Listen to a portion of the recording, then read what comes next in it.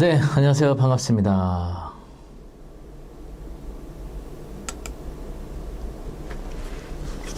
네, 오늘 두 번째 강의하게 된 박철호 교수입니다. 반갑습니다. 오늘 온비드에서 올해 진행한 공매 콘서트 이제 네 번째 시간이 되는데요. 이제 우리 앞에서 강의하셨던 임동석 교수님, 그리고 또 설춘환 교수님, 또 캠코에 계시는 이제 우종철 처장님, 또 다른 담당자분들이 함께 계속 해 오셨는데, 온비드 공매에 대한 이런 채널을 통해서 사실은 유료 수준에 달하는 이런 고급 정보들을 그동안 많이 좀 전달을 해 온 것 같고요. 어쨌든 여러분들이 온비드 유튜브 채널을 잘 활용을 하시면 큰 비용을 들이지 않고도 어느 정도는 상당히 많은 정보와 지식을 얻을 수 있으리라 생각합니다. 온비드 공매 콘서트를 지난번에도 참석하셨던 분 계신가요? 네. 참석하셨던 분 계시면, 네. 손을 한번 들어주시고요. 네. 제 소개해드리고 강의 시작하도록 하겠습니다. 현재 세종사이버대학교 부동산학과 강의하고 있는 겸임 교수고요. 그리고 이제 온라인 경공매 사이트를 통해서 교육하고 있는 PL에듀 대표입니다. 그리고 현재 명지대학교에서 부동산 박사 과정에 있고요. 다양한 부동산과 관련된 활동을 하고 있습니다. 저 알고 있는 분들도 계시죠? 네. 저 알고 있는 분들도 반갑게 인사해 주시면 네, 감사하겠습니다. 네, 오늘 거의 한 7, 80여 분이 들어오셨는데요. 어쨌든 온비드 공매가 아직도 사실은 많은 분들이 되게 낯설어 하세요. 경매는 사실 많은 분들이 잘 알고 계시거든요. 많이 하고 계시고.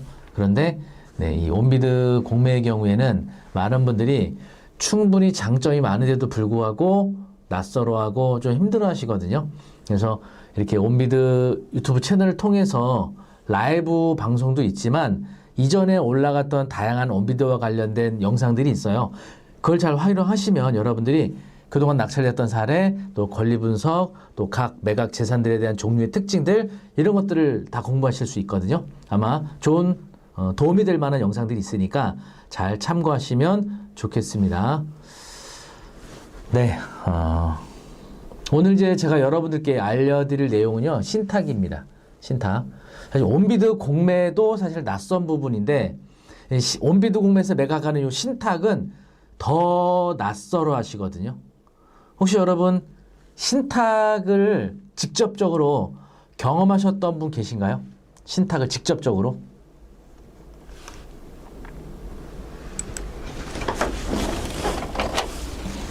직접적으로 경험하셨던 분 있으시면은 한번 손을 들어주시면 좋겠습니다. 생소하시죠? 네.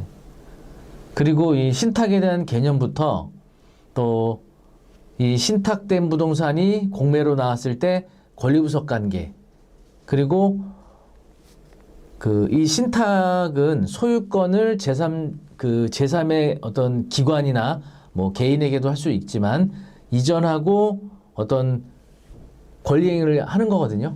그러다 보니까 우리 일상생활에서 많이 발생하지 않는 이런 낯설음이 있어요. 이것을 공매와 결합해서 어떻게 이해하고 또 권리분석할 수 있는지 이런 부분들을 알아보도록 하겠습니다. 일단은 신탁이 무엇인지 정의부터 알아봐야 됩니다.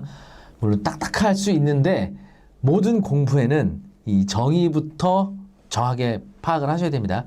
신탁법 2조에 따르면요, 신탁은 신탁을 설정하는 자, 위탁자, 이따가 이해관계자에 대한 용어도 자세하게 설명드릴 텐데, 위탁자와 신탁을 인수하는 자, 수탁자 간에 이 둘 간에 신임관계에 기하여 위탁자가 수탁자에게 특정의 재산을 이전하거나 담보권 설정하거나 재산을 이전하거나 그 밖에 처분을 하고 수탁자로 하여금 일정한 수익자의 이익 또는 특정의 목적을 위하여 재산의 관리, 처분, 운용, 개발, 그 밖에 신탁 목적을 달성하기 필요한 행위를 하게 하는 법률 관계를 말한다. 이게 신탁의 정의입니다. 여기에 벌써 생소하시죠? 네. 신탁의 종류에는요, 관리신탁, 처분신탁, 담보신탁, 그 외에 더 여러 가지가 많습니다. 그중에 세 가지만 제가 뽑아낸 거예요. 관리신탁은 위탁자 소유 부동산을 전문가를 통해 효과적으로 관리하기 위한 신탁입니다. 효과적으로 관리하기 위해서. 그러니까 대형 건물들이 보통 이런 경우가 많거든요. 대형 건물들은 그 부동산 전문 회사가 아니다 보니까 임대차 관리, 소유권 관리, 시설 유지 관리 이걸 직접 하기 어려운 경우 있거든요. 그때 바로 신탁사가 이 관리 신탁에 의해서 그 부동산을 이렇게 관리하는 것을 말합니다. 그리고 처분 신탁은 신탁된 부동산을 처분하고 처분 대금을 수익자에게 교부하는 요 수익자가 이따가 알려드릴 텐데 위탁자가 되겠습니다. 원소유자라고 보시면 돼요. 소유자, 원소유자. 여러분이 쉽게 이해하기 위해서 요거는 제가 표현한 겁니다. 그래서 부동산을 처분하기 어렵다. 그럴 경우는 처분신탁을 통해서 위임하고 그 처분대금으로 돈을 받는 거죠. 그 다음에 담보신탁. 공매로 나오는 신탁재산 중에 이게 가장 많은 유형입니다. 이게 담보신탁. 신탁계약을 통해 위탁자로부터 부동산을 수탁받아서 일정 기간 동안 채권자, 우선수익자라고 해요. 수탁 부동산의 담보가치가 보존, 유지되도록 관리하는 신탁을 말해요. 보통 여러분들이 주택 구입할 때 은행을 통해서 대출받으면 은행에서 그 대출받은 사람의 소유 부동산 등기부등본에 어떤 권리를 설정하죠? 여러분, 대출받으면 등기부등본에 설정하는 권리. 등기부등본에 설정하는 권리 뭐가 있죠? 근저당 설정하죠. 근저당. 여러분 집에는 근저당 다 있나요, 없나요? 여러분 자가의 경우에 대부분 사실 근저당이 있죠. 대출 없이 자가로 이렇게 갖고 계시는 분들이 많지 않은 것 같습니다.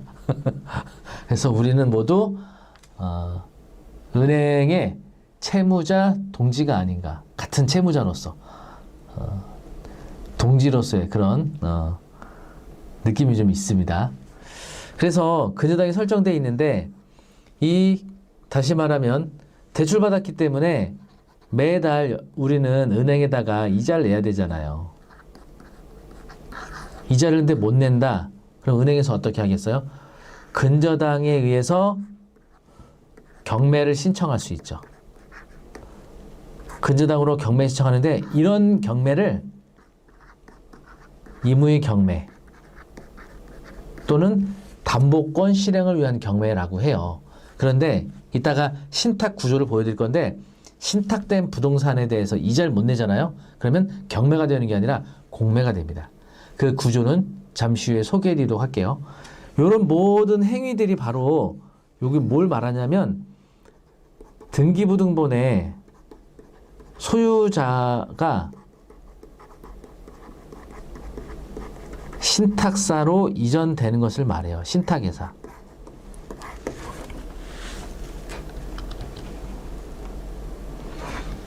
우리나라에 이런 대출을 통한 담보신탁은 뭐 우리자산신탁이라든지 교보자산신탁이라든지 한국자산신탁, KB부동산신탁 등 여러 개 회사들이 있습니다.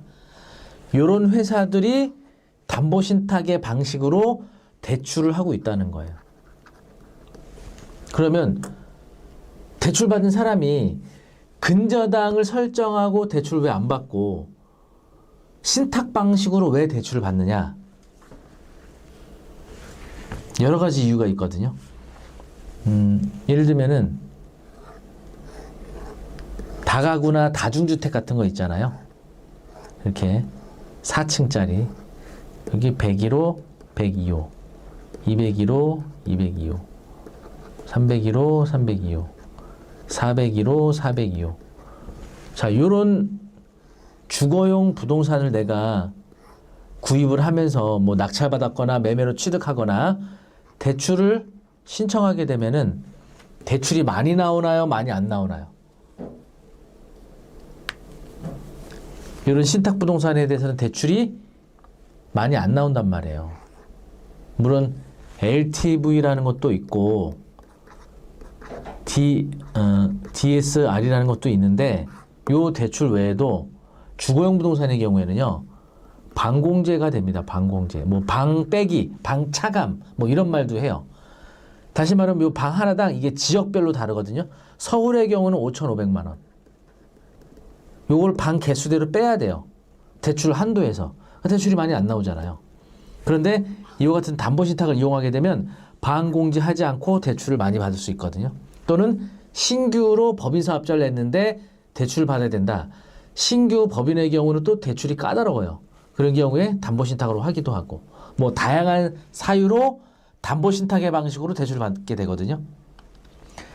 자, 그러면 담보신탁 이해관계자는 누가 있느냐? 위탁자가 있습니다. 위탁자. 여러분 오늘 그 강의에서 이 그 이해관계자를 잘 파악을 못하면 오늘 내용 이야기 되게 어렵기 때문에 요 세 개는 여러분 여기서 꼭 잘 기억하고 넘어가셔야 됩니다. 위탁자는 신탁을 맡긴 소유자를 말해요. 그러니까 만약에 여러분이 담보신탁 대출 받았다. 그럼 여러분이 위탁자가 되는 겁니다. 그리고 수탁자는 신탁을 위임받은 신탁회사. 이런 신탁회사가 바로 수탁자가 되는 거예요.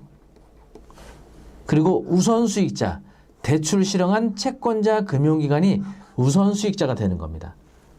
위탁자, 수탁자, 우선수익자, 이 이해관계자의 이름을, 명칭을 잘 기억하고 계셔야 이후 수업이 이해가 좀 쉬우시니까 이거 꼭 명심하셔야 돼요. 만약에 이렇게 담보신탁된 뒤에 이자를 못 냈거나 원금을 못 낸다. 그러면 경매가 되는 게 아니라 이런 부동산은 공매가 되는 겁니다. 여기 차이가 있는 거죠. 근저당은 경매로 가는 거고요. 담보신탁은 이자를 못 내면 공매로 가는 겁니다. 그 차이점 잘 이해하셔야 됩니다. 자, 그 다음에 공매로 낙찰되잖아요. 낙찰된 요 낙찰 금액으로 우선수익자라든지 임차인 등에게 배분이 됩니다. 이런 구조인데 요거를 그림으로 한번 설명을 드릴게요.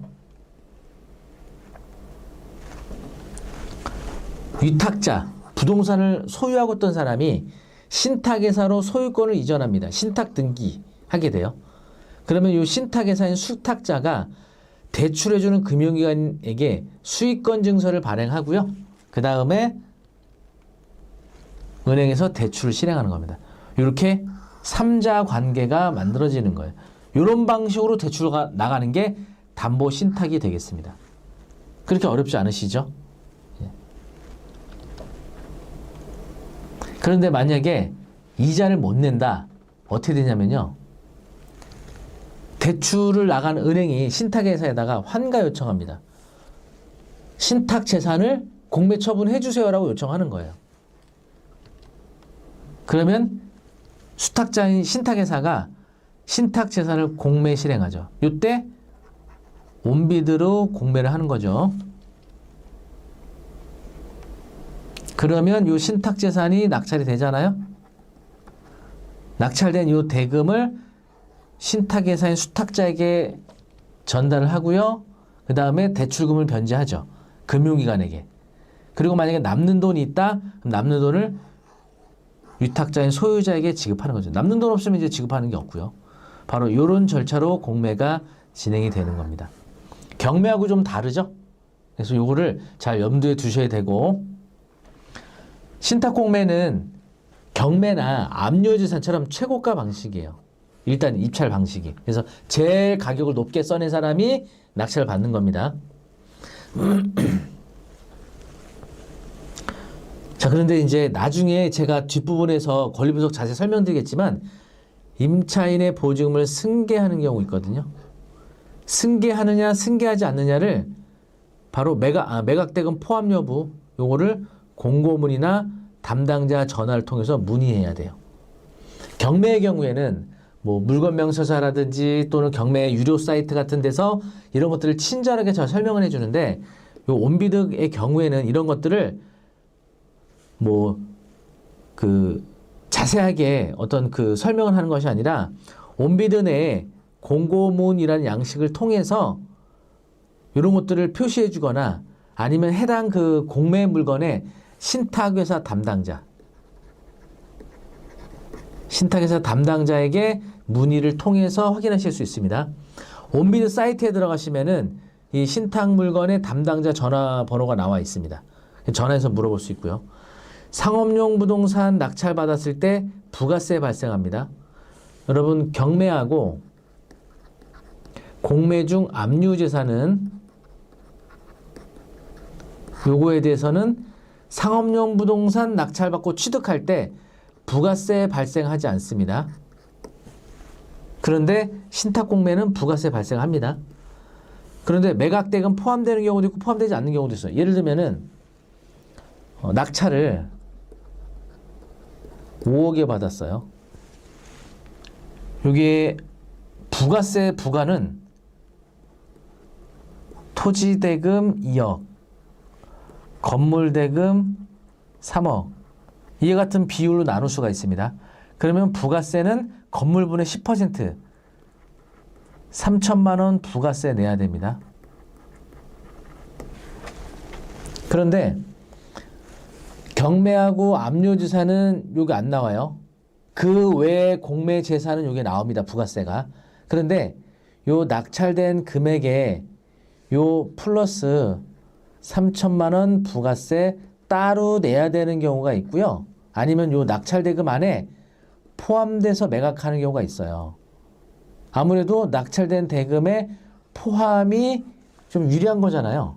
그래서 그런 부가세가 매각대금 포함 여부냐, 낙찰 5억 받고 3천만 원 부가세 따로 내야 되느냐를 공고문을 통해서 확인하실 수 있습니다. 이것도 공고문. 그리고 요 신탁 공매는 여러분이 취득했을 때 등기 원인이 매매입니다. 그러니까 여러분이 인근 중개업소, 부동산 가서 구입하는 그 등기 원인이 매매잖아요. 이 신탁재산도 온비드라는 사이트에서 최고가로 낙찰받는 거지 막상 잔금 내고 소유권 이전 등기를 하게 되면 등기 원인이 매매예요. 그러니까 매매에 적용되는 모든 규정들이 똑같이 적용되는 거예요. 그래서 부가세도 내는 거고요. 자금조달 계획서도 내야 되는 겁니다. 근데 부가세, 자금조달 계획서 요거 두 가지 경매와 압류재산은 발생하지 않고 제출하지 않는 거죠. 그런데 요건 신탁재산이잖아요. 신탁재산 요거 제출해야 되고요. 그 다음에 많은 분들이 공매를 알기는 하지만 입찰하는 것을 되게 어렵게 느껴요. 그거 왜냐? 명도 때문에 그래요. 명도. 경매는 점유자하고 이사비용 주거나 합의하는 방식도 있지만 합의가 잘 안 될 때는 강제 집행에 의한 명도가 가능하거든요. 근데 강제 집행을 하려면 집행 권한이 있어야 돼요. 집행 권한이 있어야 되는데 소송을 통해서 판결을 받아야 된단 말이에요. 소송을 통해서 판결을 받으려면 시간이 오래 걸려요. 그러니까 경매 입찰하고자 하는 사람들이 되게 힘들잖아요. 그래서 법원에서는 부동산 인도 명령이라는 집행 권한 제도를 만든 거예요. 그래서 잔금 납부하면서 인도 명령이 빠르게 결정되도록 제도화했기 때문에 경매는 이사비 주고 협의하는 방법도 있지만 이사비 주고 원만하게 합의가 안 되면 인도 명령으로 빠르게 강제 집행이 가능한 거예요. 그래서 많은 분들이 경매를 되게 쉽게 생각하고 많이 접근하는 거거든요. 근데 온비드로 매각하는 모든 재산들은 인도 명령이 적용이 안 돼요.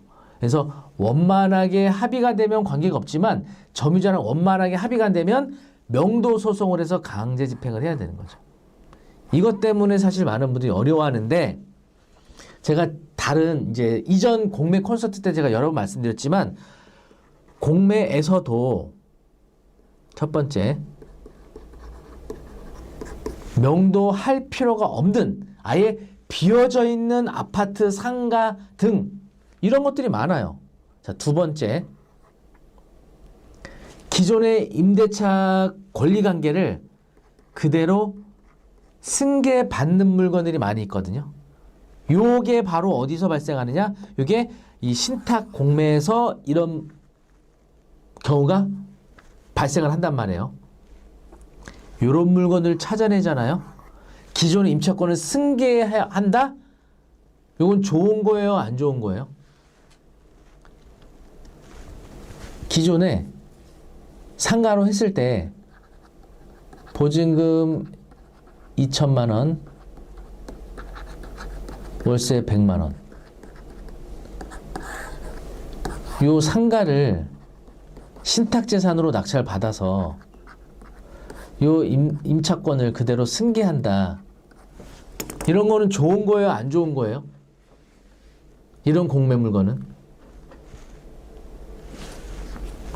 이거는 좋은 거잖아요. 이거는 명도할 필요가 없잖아요. 근데 왜 공매가 어렵다고 하시는 거예요? 명도를 안 해도 되는데. 기존 임차권 그대로 승계하는 건데. 이런 신탁재산 공매 물건들이 꽤 많아요. 이런 것들 여러분들이 선별해 내시면 뭐 명도 때문에 고생했다, 뭐 명도가 어렵다, 이런 거 여러분 아무 상관이 없어지는 거예요. 이런 물건을 골라내는 방법을 이따가 공개하도록 하겠습니다. 지금 궁금하신 거예요? 반값에 낙찰받고 명도하지 않아도 되는 신탁공매에 대해서 궁금하신 거예요? 네, 반갑습니다. 네, 우리 아시는 분들도 많이 들어오셨네요. 네, 반갑습니다. 궁금하세요? 안 궁금하세요? 여러분이 궁금해 하셔야 제가 재밌게 얘기해드리죠. 여러분, 경매 반값에 살 수 있어요? 경매 반값에 살려면요, 경매 반값에 낙찰되는 물건들은 하자 있거나 권리관계 복잡한 거, 이런 거 반값에 낙찰 받는 거예요. 멀쩡한 물건들, 권리관계 하자 없고 역세권이고 신축이고 이런 건 반값에 살 수가 없잖아요. 근데 신탁공매에서는 아직 가능하거든요. 그래서 이거를 여러분이 공부하신 다음에 조용히 빨리 하셔야 돼요. 이게 이제 점점점 많은 사람들에게 알려지게 되면 이것도 싸게 사는 날이 얼마 안 남았을 수가 있어요. 빨리 하셔야 됩니다. 네. 그런 날이 오래 안 갈 수가 있어요. 저희가 이렇게 온비들을 통해서 다양하게 어쨌든 저희가 교육을 하고 있기 때문에 이제 많은 분이 이제 알게 되실 겁니다.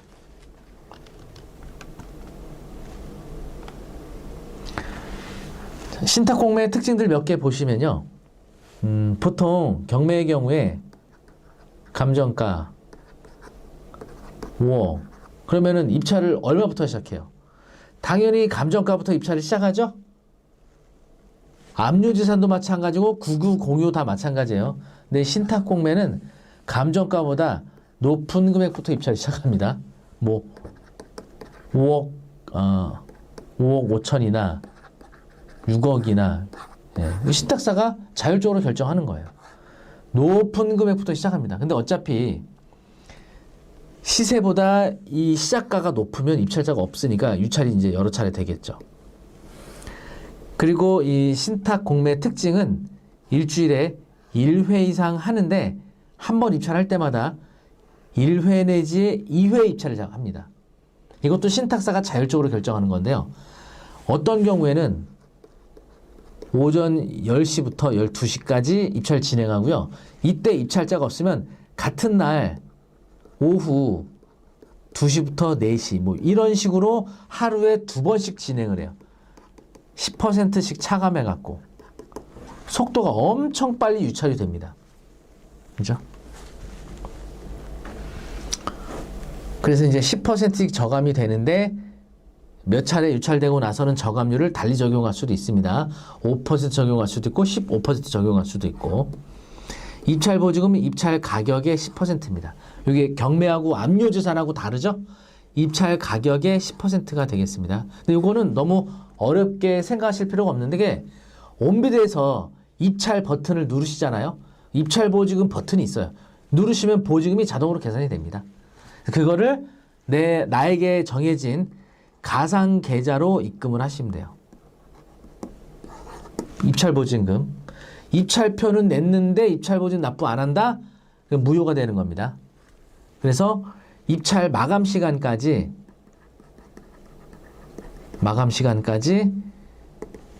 입찰표 제출, 그리고 입찰 보증금, 요거를 마감 시간까지 모두 제출해야 돼요. 입찰표만 내고 보증금 안 냈다? 이건 무효 처리되는 겁니다. 강남 한남 강변 아파트 공매로 살 수 있죠. 물건이 있으면 사는 거죠. 물건이. 꾸준히 보셔야 됩니다. 그리고 아까 제가 말씀드렸죠. 낙찰된 다음에 이 신탁회사하고 매매계약 체결하는 겁니다. 매매계약. 계약금은 입찰보증금으로 대체하는 거고요. 보통 낙찰 결정으로부터 한 5 영업일 이내 매매계약 체결해야 됩니다. 그러니까 신탁공매는 매매예요, 여러분. 매매라는 걸 잘 기억하세요. 매매계약 이후 30일 또는 60일 이내 잔금 납부하시면 되고, 이때 대출도 됩니다. 물론 이제 지금 수도권의 경우에 규제가 많이 되고 있잖아요. 대출 규제. 신탁공매 낙찰받아도 이 규제는 똑같이 적용돼요. LTV, DSR 이런 거 똑같이 적용되고, 주거용 부동산 수도권에서 낙찰받으면 6개월 이내 전입하고 6개월 이내 기존주택 처분하는 이런 조건도 동일하게 적용되는 겁니다.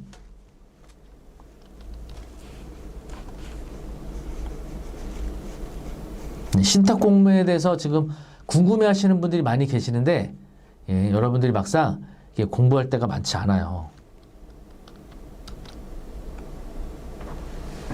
보시면은 이렇게 원래는 무궁화 신탁으로 신탁돼 있던 부동산을 공매로 낙찰받고 소유권 이전을 했더니 등기원인이 여기 매매라고 써있잖아요. 매매. 등기원인. 요 칸이 등기원인이에요. 등기원인 매매. 신탁공매는 매매입니다. 여러분 여기 우리 댓글에다가 이렇게 한번 써볼까요? 신탁공매는 매매. 다 같이. 이렇게 다 같이 한번 해보세요. 채팅에 한번. 가만히 이렇게 듣고 계시는 것보다 같이 이렇게 참여하시는 게 더 재밌으실 거예요.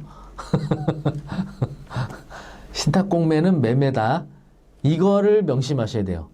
신탁공매를 압류지산이나 경매와 같은 법에 따르는 절차로 생각하시면 안 됩니다. 매매입니다. 네. 네, 여러분들이 잘 참여해주고 계시네요. 아까도 말씀드렸지만 이 신탁공매는 제대로 공부할 수 있는 곳이 많지 않아요. 바로 온비드에서 배우실 수가 있는 거니까 여러분 잘 집중해서 들어주시기 바라겠습니다. 이런 좋은 기회가 항상 오는 게 아닙니다, 여러분. 이게 네, 지금 우리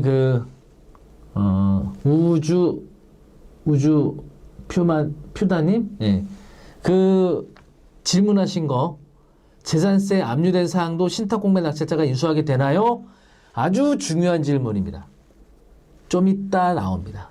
좀 이따 나와요. 네. 온비드에서 공부하시면 됩니다. 좀 이따 나옵니다. 오늘 신탁공매에 대해서 많은 정보들을 알려드리도록 할 거예요. 그리고 또 중요한 절차가 있는데, 신탁회사 규정에 따라 최종 유찰 가격 결정합니다. 여러분 경매는 최저 가격을 얼마까지만 유찰해야 된다라는 규정이 있어요, 없어요? 최종 유찰 가격. 경매에는 그런 규정 없어요. 압류는 감정가 50%. 그런데 이 신탁공매는 예를 들면은 10억짜리를 뭐 9억, 8억, 7억, 뭐 6억, 뭐 이런 식으로 유찰되는 요 가격을 6억까지만 팔 거냐, 8억까지만 팔 거냐, 뭐 이런 결정을 신탁사가 정하는 거예요. 예를 들면 신탁사 최저가가 8억까지만 유찰시킨다라고 하는 건 대출금을 지키기 위해서 그런 거예요. 담보신탁의 경우에 대출금이 7억 얼마이기 때문에 이자까지 계산해서 요 밑으로는 유찰 안 시키는 거죠.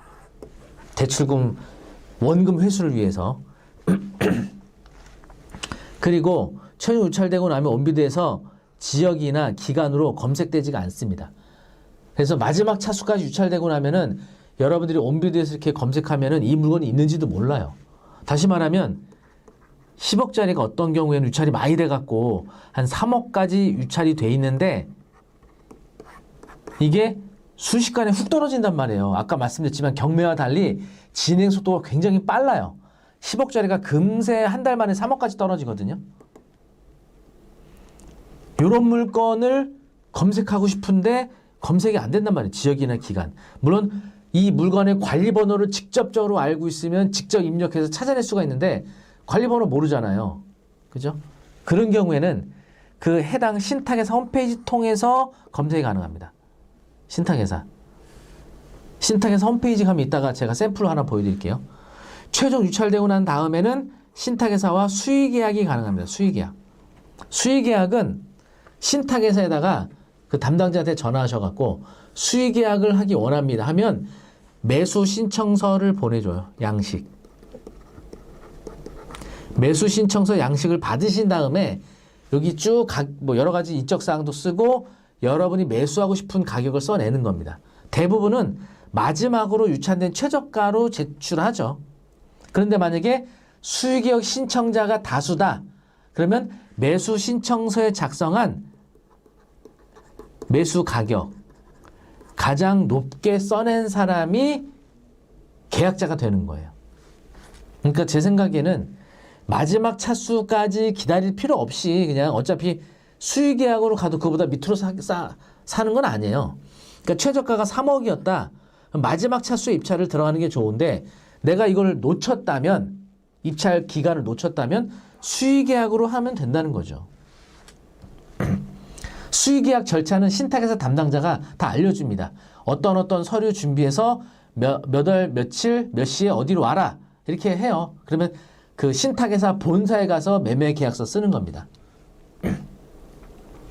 이 사이트는 무궁화 신탁이라는 이제 홈페이지거든요.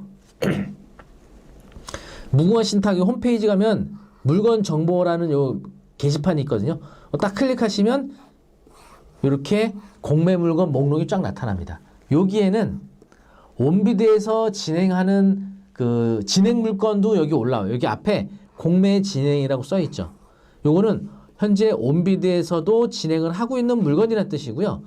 여기에 수의 계약이라고 써져 있는 거는 유찰이 많이 돼가지고 수의 계약이 가능한 물건이라는 뜻이에요. 그래서 그 물건들 중에 괜찮다. 권리관계도 뭐 감안했을 때 또 위치나 입지로 봤을 때 좋다라고 하면 담당자한테 전화해갖고 수의 계약 요청을 하면 됩니다. 어려운 게 아니에요, 여러분. 그래서 여기 보시는 것처럼 우리나라에 이렇게 담보신탁을 취급하는 신탁회사들이 한 11군데가 있습니다.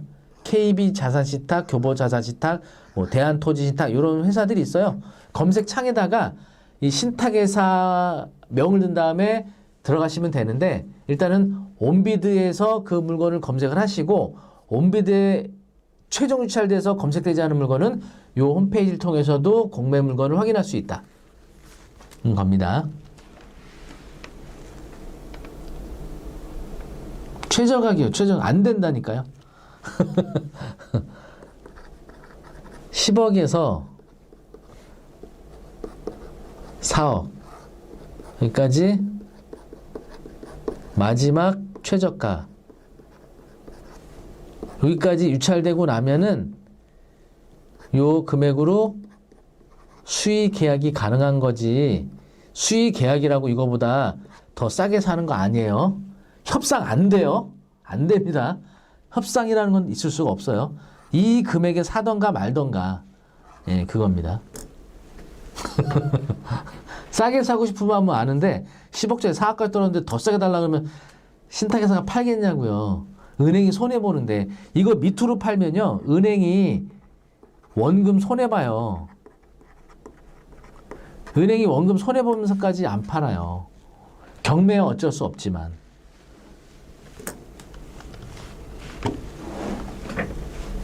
실제 이제 낙찰된 사례 몇 가지 좀 소개해 드리면, 여러분, 강남에 어떻게 물건 하나 사고 싶으세요? 강남에 수익형 상가 사면 좋아요, 안 좋아요? 강남에.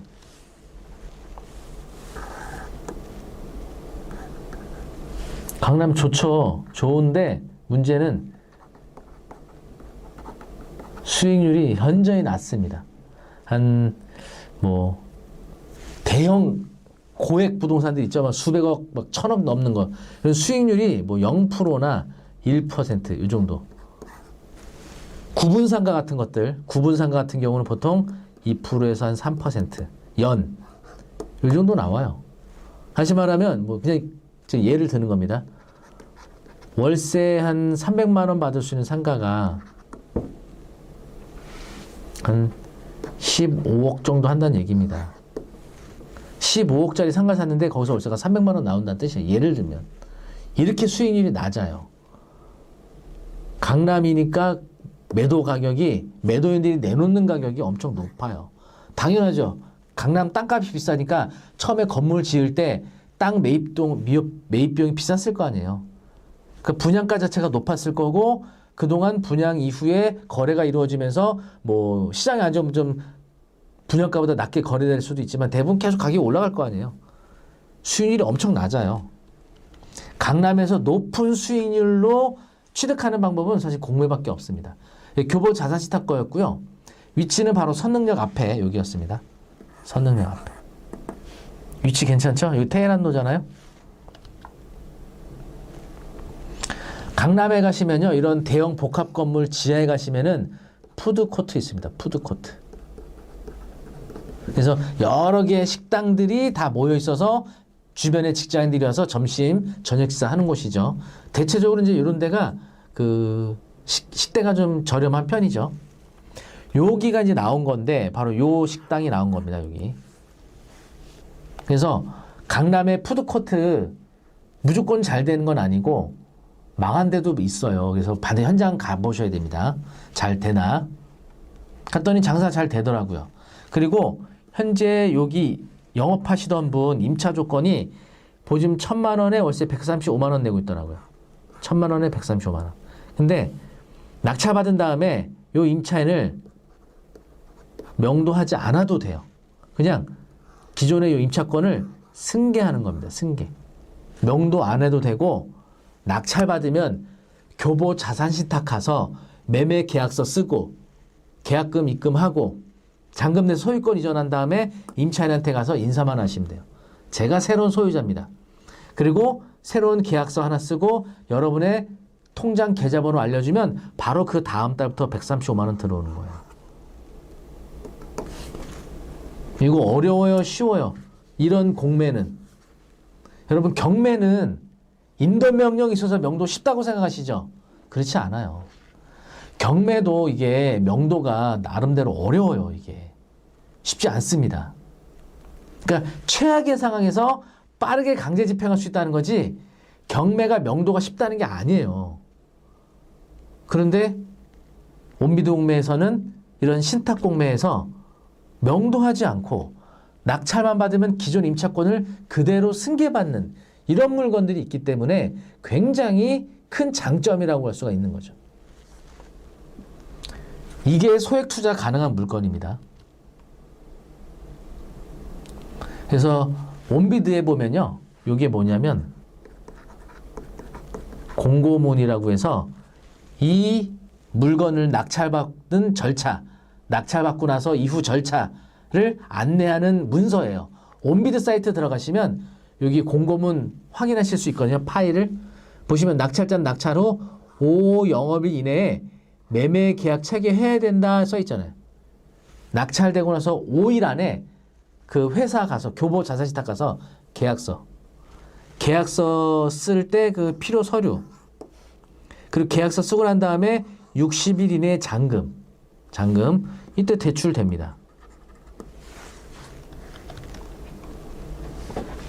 그러면은 처음 시작가가 4억 2,100만 원이었거든요.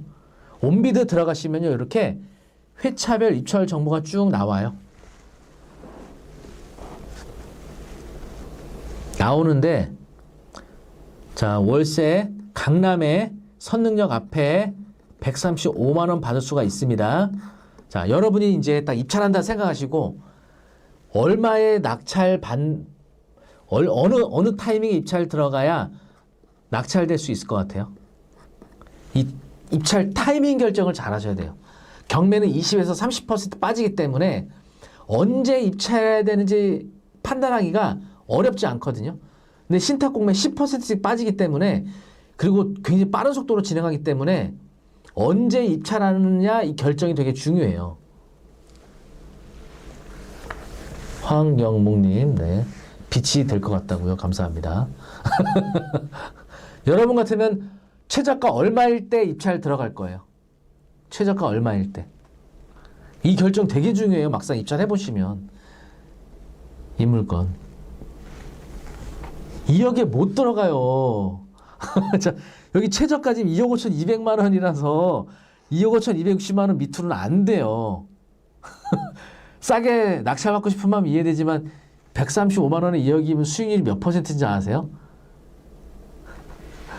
거의 2억에 낙찰받으면은 16%, 아니 저기 뭐야, 얼마야? 8% 정도 나와요. 8%. 이게 너무 높잖아요, 이게.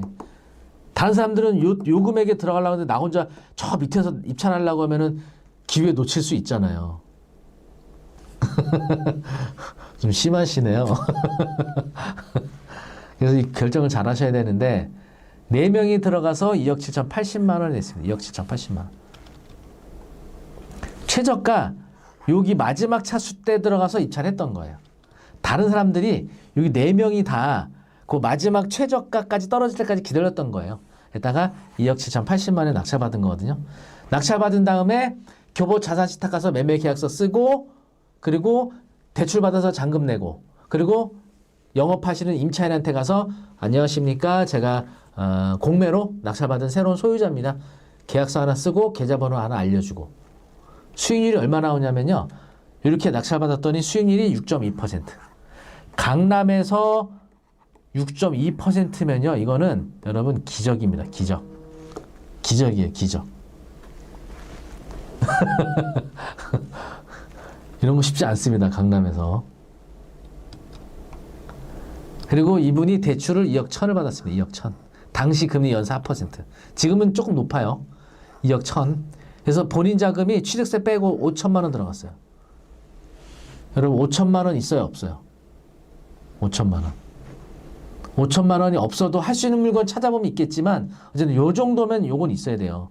자, 그러면 이게 대출, 여기 규제지역이잖아요. 규제지역. 그러면은 대출이 많이 나와요, 많이 안 나와요? 지금 많이 나옵니다. 상가는요, 대출을, 물론 이거는 은행마다 다룰 수 있어요. 절대적인 거 아닙니다. 그리고 여러분의 신용등급, 또 소득, 이거 관계가 있어요. 감정가 80%. 감정가 80%보다 70% 하는 데가 많아요. 낙찰가 80%. 요거 비교해서 낮은 금액. 그리고 상가는 DSR 적용하지 않습니다. 네. 그래서 어느 정도 소득만 증빙이 되시면 낙찰가 최대 80 정도가 나와요. 이번에 그 11호 대책 때 그 발표됐던 대출 규제는 주거용 주택에 적용이 되는 거잖아요. 수익률이 15.6%. 이자 빼고 세전 65만 원. 5천만 원 투자했는데 매달 이자 빼고 65만 원이 남는 거예요. 평생. 강남이 없어지지 않는 한 평생 65만 원 받는 거죠. 여러분 좋아요, 안 좋아요? 이 정도면 좋아요, 안 좋아요? 5천만 원으로 강남에서. 이게 신탁공매에서 가능하다니까요. 자, 이번에는 남양주시 다산동에 있던 상가입니다. 이것도 무궁화 신탁 재산이고요. 다산역 앞에 여기 상권에 있는 겁니다. 신도시 상가 투자는 좀 조심을 해야 됩니다. 신도시 상가. 근데 신도시 상가가 성공하기 어려운 이유가 신도시 상가는 분양가가 굉장히 높아요. 10억에 분양받았는데 세를 놓으려고 그랬더니 상가가 너무 많아갖고 임대료를 제값에 받기 어려워지는 거죠. 그러니까 10억에 분양받으면서 대출을 7억을 받았거든요. 내 돈 3억 가지고. 그러면 대출 7억에 대해서 이자가 약 한 300에서 한 400 나가요. 그러면 최소 월세를 이자 이상은 받아야 될 거 아니에요. 근데 그 월세로 들어올 사람이 없는 거죠. 결국은 비싸게 사는 순간 투자 성공 확률은 현저히 내려가는 거예요. 근데 만약에 시가 대비 현저하게 싸게 취득한다? 그럼 일단은 반은 성공한 거예요. 반은. 거기다 임차인까지 적정 수준으로 계약이 이루어진다 그러면 정말 성공하는 거고요. 그러니까 여러분이 온비드에서 공매로 일단 아무 데나 하시면 안 되고 어느 정도 상권이 어느 정도 원활하게 형성이 돼 있는, 아까 그 우종철 처장님이 앞에 말씀하셨잖아요. 온비드가 최근 소상공인 365를 연동을 해서 소상공인 365 사이트 통해서 상권 분석할 수 있잖아요. 이거를 잘 활용하셔서 어느 정도 잘 활성화되는 상권 내에서 싸게 낙찰받는다 그러면 절반은 성공하고 가는 거예요. 제가 너무 장밋빛 희망을 제시하는 게 아니라 이런 빅데이터나 AI를 통해서 상권 분석을 잘 하시고 저렴하게 낙찰받으면 실패할 확률이 낮아지는 거거든요.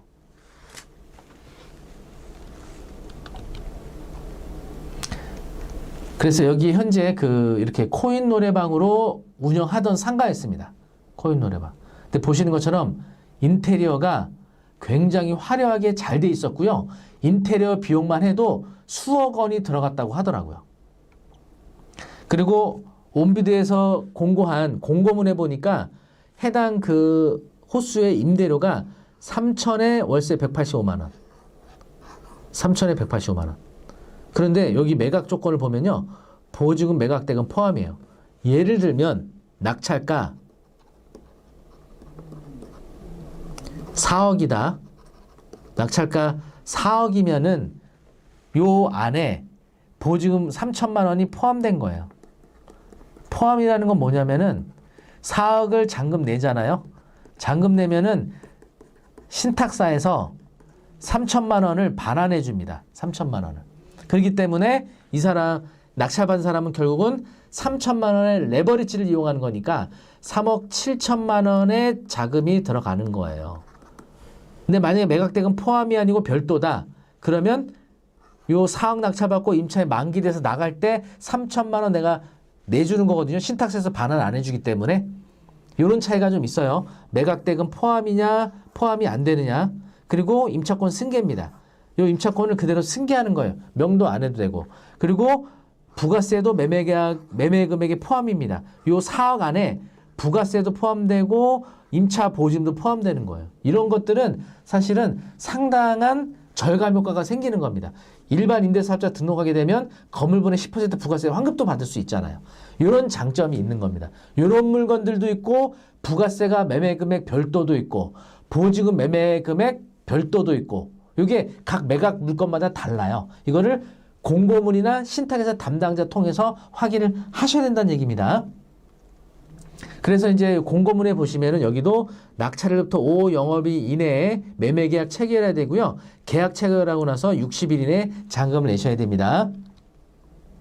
그래서 여기도 이제 보시면은 회차별 입찰 정보 보시면은 5억 290만 원부터 진행을 해서 최종적으로 2억 9,540만 원까지 현재 예정이 되어 있는데 월 185만 원을 받을 수 있는 상가입니다. 월 185만 원. 그럼 여러분 이번에는 입찰을 어느 타이밍에 들어가야 되느냐? 요거 잘 결정하셔야 돼요.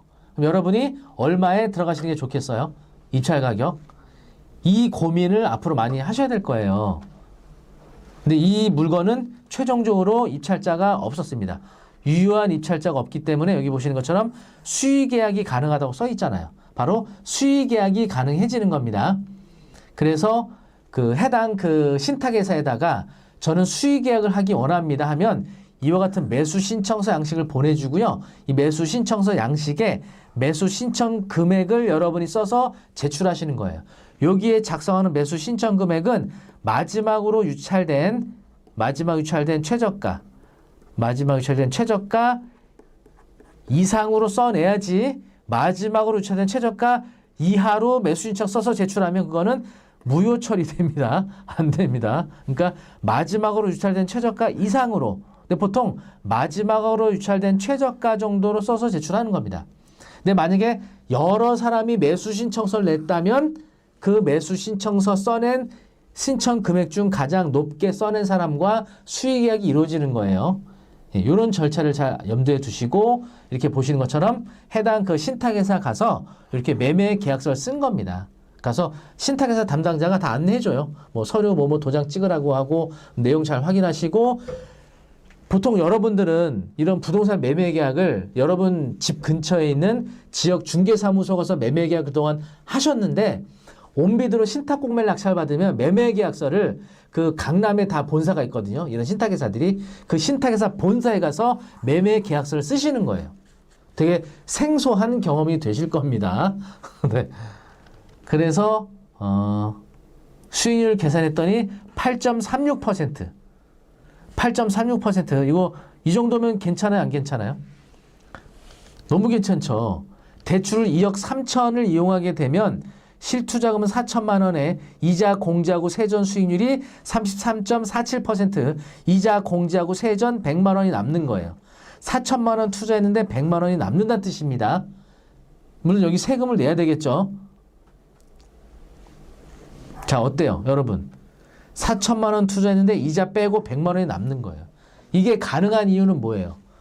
바로 싸게 낙찰 받기 때문에 이게 가능한 거예요. 신탁 공매는 왜 싸게 낙찰 받냐? 사람들이 잘 모른다니까요. 신탁 공매를 잘 몰라요. 많은 분들이. 이거 권리 분석, 아까 세금 얘기도 하셨고, 여러분은 운이 좋으신 겁니다. 아파트도 나옵니다. 신탁 공매. 많은 분들이 이제 관심 있어 하는 목동 신시가지 7단지입니다. 목동 신시가지 7단지 현재 재건축 진행 중에 있죠. 목동역 바로 앞에 있는 재건축 단지입니다. 이게 31억 3천부터 진행을 했습니다. 2023년도였어요. 그래서 최저는 16억 6,540만 원까지 예정이 돼 있고, 입찰 그 하던 당시에 마지막 실거래가가 25억 2천만 원의 실거래가가 있었어요. 그러니까 실거래가가 한 요 정도 되는 거거든요. 요 정도가 실거래가. 그러니까 실거래가보다 싸게 낙찰받아야 될 거 아니에요. 그럼 한 요 정도 수준에서 입찰자가 나타나겠죠. 요 정도 수준에서. 낙찰 얼마 됐냐면은 보시는 것처럼 2명이 응찰해서 21억 6천에 낙찰됐습니다. 싸게 됐죠. 지금 시세는 35억입니다. 당시 시세보단 4억 싸게 낙찰받았는데 지금 2년 만에 한 2, 3억이 오른 거예요. 12, 3억이. 그래서 여러분들이 좋은 물건을 싸게 낙찰받을 기회는 공매에 있다. 자, 권리분석을 이제 설명드리겠습니다. 권리분석은 공고문을 일단 보셔야 돼요. 아까 보여드린 것처럼. 공고문은 요 회차별 입찰 정보 아래쪽에 첨부 파일로 올라가 있어요. 그래서 보시면은 이렇게 뭐 계약 언제 해야 된다, 잔금 언제 내야 된다, 이런 내용이 표시가 되어 있고요. 그리고 임대차 현황이 공고가 될 때도 있고 안 될 때도 있어요. 공고문에 이런 임대차 현황이 안 나타나 있으면 신탁회사 담당자한테 전해와서 문의해야 되고, 그 다음에 신탁 원부를 발급받아야 되는 경우가 있습니다. 신탁 원부는 원래 등기소를 방문해야 되는데 올해부터는 대법원 인터넷 등기소에서도 발급이 가능합니다. 보시는 것처럼 이렇게 인터넷 등기소 가서 영구 보조 문서 번호 요걸 체크하셔야 돼요. 그럼 이와 같은 신탁 원부 안에 신탁 계약서를 확인하실 수가 있습니다. 그러면 위탁자가 누구고 대출 실행한 은행이 어디고 대출을 얼마 받았는지 이런 내용들도 확인이 되는 거예요. 자, 신탁공매의 권리분석은 매매라 그랬잖아요. 매매. 그래서 신탁 등기 이전의 권리는 그대로 승계하는 겁니다. 등기부등본, 신탁원부, 공고문 확인하셔야 되고. 그래서 보시면은 근저당은 매수인이 입찰 가격 외 별도 비용으로 인수한다고 돼 있죠. 그러니까 근저당이 먼저 설정돼 있고 신탁이 이후에 이루어졌다면 요 근저당 설정된 금액을 낙찰자가 그대로 승계해야 된다는 겁니다. 그러니까 입찰가 쓸 때 2억을 승계하는 걸 감안하고 낙찰 쓰셔야 돼요. 그러니까 등기부등본을 보셔야죠.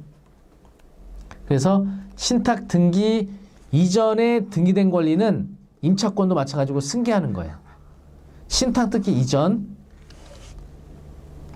신탁 등기 이후 임차권은 수탁자, 우선수익자 동의를 받은 경우 승계. 동의, 계약할 때 동의를 받았어야 돼요. 근데 만약에 동의를 받았더라도 임차 보증금에 반환 책임이 없다는 내용으로 신탁 계약된 경우에는 승계하지 않아요. 이건 대법원 판결입니다. 수탁자 동의를 받지 않은 경우는 승계하지 않아요. 이게 신탁공매 권리분석의 핵심입니다. 보시는 것처럼 위탁자가 임의로 체결한 임대차 계약은 수탁자에게 그 효력을 주장하지 못한다라고 신탁 계약서에 써 있어요. 이게 신탁 계약서입니다. 여러분이 그 신탁 원부를 발급받으시면은 이와 같은 내용을 직접 다 확인하실 수 있어요. 자, 예를 들면은 이렇게 2023년도 3월 15일 날 임차인이 3억에 전입을 했고 그 이후에 신탁 등기가 된 경우에는 신탁 공매에 게시되면 여러분은 이 물건에 대한 임차인의 보증금 반환 의무와 계약기간을 승계하는 거예요. 이분이 남아있는 계약기간 못 내보내고요. 이분이 나갈 때 보증금 3억을 여러분이 주셔야 돼요. 그러니까 시세가 7억이다. 요걸 승계하는 거다. 그럼 낙찰을 얼마 받아야 돼요? 낙찰을 4억 이하로 받아야죠. 4억 이하로. 이걸 만약에 6억에 낙찰 받으면 어떻게 되는 거예요? 6억에 낙찰 받고 3억을 나중에 여러분이 주는 거니까 이거 더하면 9억에 사는 거잖아요. 시세보다 더 비싸게 사는 거잖아요. 그죠? 이해되셨죠? 자, 상가도 마찬가지예요. 상가도 2,200만에 임차인이 사업자 등록을 하고 영업을 하고 있었다. 그 다음에 신탁 등기가 됐고 공매가 되면 경우는 여러분이 보증금 반환 의무와 계약기간. 사실 상가는 이거 얼마 안 되고 계약기간 있죠. 계약기간. 상가임대차 보호법상 계약갱신 요건 10년이잖아요. 이때까지 명도가 안 됩니다. 그런데 이 임대료가 내가 낙찰받은 금액보다 상당히 괜찮다. 그러면 좋은 거죠.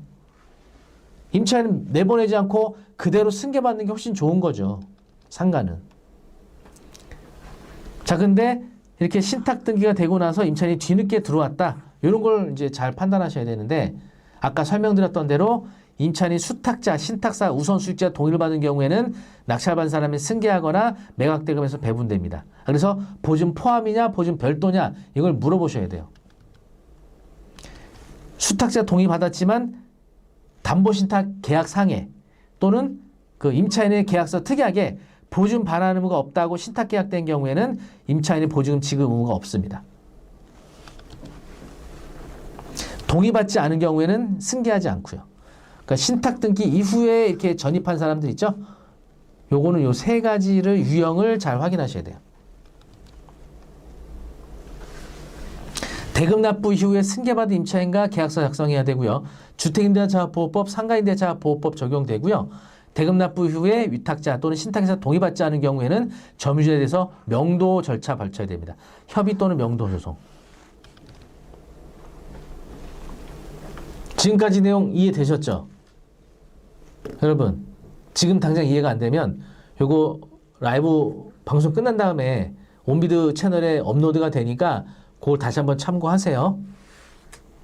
자, 그 다음에 또 신탁공매 주요 권리분석 중에 하나가 가끔 가다 보면요. 공고문에 이렇게 소유권 이전 등기 처분권 압류되어 있는 물건들이 있어요. 소유권 이전 등기 청구권 압류. 약간 무서워하시거든요, 많은 분들이. 근데 이게 뭐냐면은 이게 이제 신탁 재산인데 신탁 재산, 신탁 등기돼 있습니다. 근데 이제 갑이란 사람이 위탁자예요, 위탁자. 근데 이 갑에 대해서 10억 받을 채권자가 있어요. 10억 받을 채권자가 갑 소유 부동산 딱 찾았더니 이게 있는데 신탁이 돼 있네. 요거를 압류할 수가 없어요. 신탁된 부동산은 압류를 못 합니다. 이 위탁자의 채권자는 신탁 부동산 압류를 못 해요. 그러니까 어떻게 해요? 소유권 이전 등기 청구권 압류를 합니다. 그러니까 신탁예산을 제3채무자로 해서 신탁예사에다가 요청해요. 이거 나중에 이 위탁자한테 함부로 소유권 넘겨주지 말아라. 왜? 위탁자한테 소유권 넘겨주자마자 위탁자 다른 사람도 팔아먹고 도망갈 거 아니에요. 그럼 이 사람은 10억 받기 힘들잖아요. 그러니까 내 허락 없이는 팔지 마 하는 취지예요, 이게. 이렇게 걸려있는 상태에서 공매가 될 때 있거든요. 이거 낙찰받아도 되느냐? 여기 방금 제가 설명한 내용이 여기 나오는 겁니다. 위탁자의 채권자는 신탁부동산 직접적으로 압류 가처분 못하고요. 수탁자 제3채무자의 채권가 압류, 소유권 인정 청구권 압류합니다. 낙찰된 다음에 우선수익자에게 대출금 변제고 잔여금이 있는 경우 위탁자에게 교부하게 되는데 채권 가압류한 경우에 위탁자에게 지급되는 교부금에 대해 압류의 효력이 발생하게 되는 거죠. 소유권 이전 등기 청구 가압류 이후 수탁자가 공매 낙찰자에게 소유권 이전을 하는 경우 과연 어떻게 되느냐? 이거와 관련된 대법원 판결이 있습니다. 소유권 이전 등기 청구권 압류가 있으면 변제금지 효력에 따라 제3채무자는 채무자에게 임의로 이전 등기 하여서는 아니 되나 이러한 압류에는 청구권의 목적물인 부동산 자체 처분을 금지하는 대물적 효력이 없으므로 제3채무자나 채무자로부터 이전 등기를 마친 제3자에 대하여 취득한 등기가 원인무효라고 주장하여 말소를 청구할 수 없지만 제3채무자가 압류 결정 무시하고 이전 등기를 이행하고 채무자가 다시 제3자에게 다시 이전 등기를 맞춰준 결과 채권자에게 손해 입힌 때는 불법 행위에 따른 배상 책임을 진다. 바로 신탁예사가. 다시 말하면 신탁예사가 이 신탁 재산을 공매 낙찰자에게 소유권을 이전을 해도 상관이 없다. 이겁니다. 말소 청구할 수 없다는 겁니다. 대물적 효력이 없기 때문에. 이해되셨죠? 그 다음에 아까 세금 얘기하셨죠? 신탁 재산에 보면요, 압류되는 경우가 있습니다. 자, 이 신탁된 재산에 대한 납세 의무자는 누구냐? 지방세법 107조 보시면은 2014년도에 개정된 건데 수탁자가 지방세 내야 됩니다. 수탁자. 지방세 뭐가 있어요? 지방세. 재산세 있잖아요. 재산세. 그죠? 재산세. 수탁자. 신탁회사가 내야 돼요. 2024년도부터. 그랬다가 요거를 2021년도에 개정했습니다. 개정해서 위탁자가 내야 된다. 바꿨습니다. 2021년도부터. 알겠죠? 이거 잘 기억하셔야 돼요. 2021년도 개정이냐 아니냐. 그 다음에 종부세.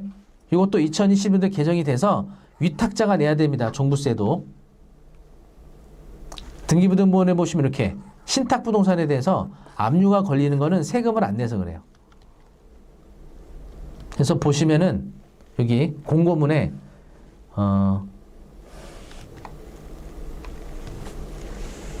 일체 조세, 수도료, 전기료, 공과금, 각종 분담금, 관리비 발생과 관계없이 매수자가 부담합니다. 단 당사를 수탁회사를 납세 의무자를 부과되는 재산세 종부세. 이게 뭐겠어요? 이게 2021년도 1월 1일 개정됐잖아요. 그죠? 이 개정 이전에는 수탁자, 이후에는 위탁자. 그러니까 2021년도 1월 1일 이전에 체납한 거는 낙찰자가, 2021년도 1월 이후에 체납한 거는 신탁회사가. 예. 2020년도 1월 1일 이전에는 신탁회사, 2020년도 1월 이후에는 낙찰자가 부담을 해야 된다. 이런 공고예요.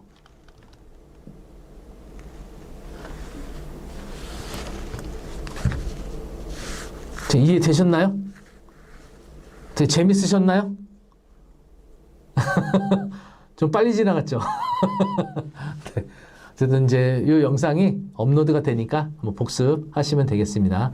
그래서 요 신탁 공매와 관련된 권리 분석이 사실 좀 난해하고 좀 알려진 내용이 잘 없기 때문에 되게 어려워하시고 생소해 하실 겁니다.